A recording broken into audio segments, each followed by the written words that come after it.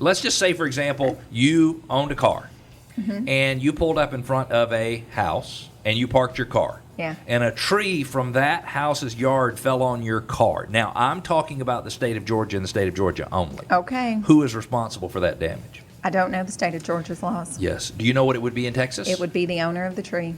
It would be. They carry the responsibility of the maintenance of that tree to make sure that does not happen. Interesting. What if it was an act of nature? So it didn't have They anything to do carry with the the maintenance. responsibility of that tree. So do you know that in Georgia it would be the responsible party would be the owner of the car? Wow.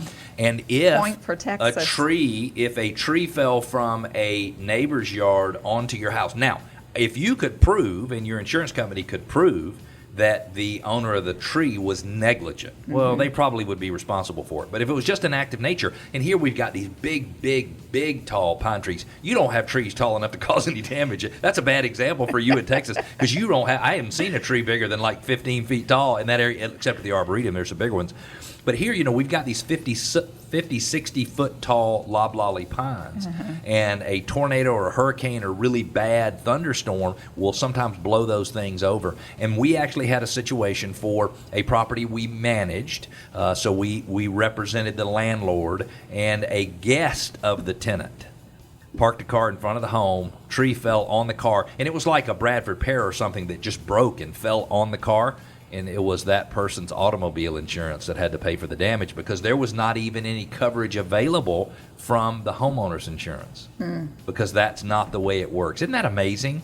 Yeah. You would think that it would be the responsibility of the party that, but if it falls on your house or in your yard, you don't ask your neighbor to contact their homeowner's insurance company. You contact your homeowner's insurance company, and they figure out how to deal with it. That's crazy to me. So does that mean you're not moving to Georgia?